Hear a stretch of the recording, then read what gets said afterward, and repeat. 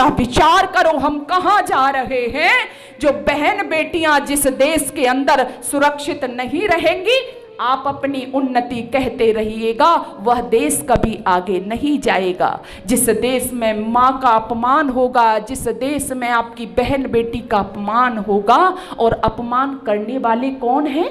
हमारे अपने घरों से निकलने वाले बच्चे हैं। ये कब आएंगे, ये कब बनेंगे? जब आप इनको विचार दोगे, जब आप इनको संस्कार दोगे। और वह संस्कारों की प्रक्रिया यदि किसी ने समझाई तो किसने समझाई? ऋषि दयानंद सरस्वती ने। केवल सत्यार्थ प्रकाश नहीं दिया उन्होंने संस्कार विधि दी हमको कि अपनी संतानों को संस्कारित करिएगा। एक संस्कार नहीं बल्कि 16 संस्कारों की प्रक्रिया से जब आपके बच्चे गुजरेंगे तो मेरा ये दावा है।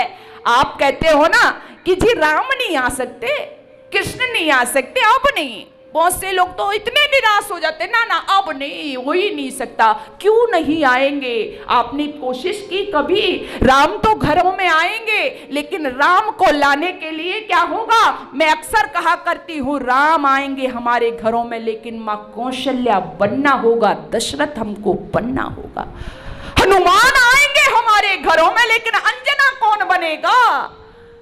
कष्ट तो इस बात का है। मुझे एक घटना याद आती है। एक बार है ना, इसी तरह समस्याएं बहुत ज्यादा हो गई। किनकी समस्याएं बढ़ गई? चूहों की। चूहे बेचारे परेशान हो गए। क्यों हो गए? कि बिल्ली रोजाना आए और खा जाए चूहों को। अब चूहे परेशान हुए कि भाई कोई समाधान तो निकालना चाहिए। कैसा समाधान? तो जब मीटिंग हुई, गोष्ठी हुई, तो चूहों ने मिलकर के एक बात सोची। कहा कि समाधान मिल गया। कि क्या समाधान मिल गया?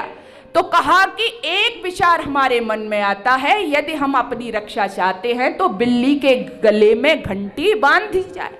सबने तालियां बजा दी। बहुत अच्छा सुझाव, बहुत अच्छा प्रस्ताव। लेकिन एक कोने में एक बूढ़ा चूहा बैठा हुआ था। उसने भी सुना।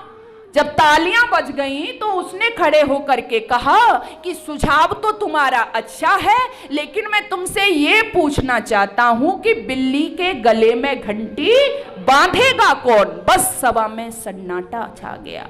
यही बात मैं आपसे पूछना चाहती हूँ। समस्याएं बहुत हैं हमारे सामने, समाधान भी हम देते हैं, लेकिन उनको फॉलो कौन करवाएगा? इसलिए आइए, ऋषि दयानंद ने जो संस्कार विधि दी, हम अपने बच्चों का निर्माण उसके अनुसार करें। मैं ये कह रही हूं, क्या किया है आर्य समाज ने?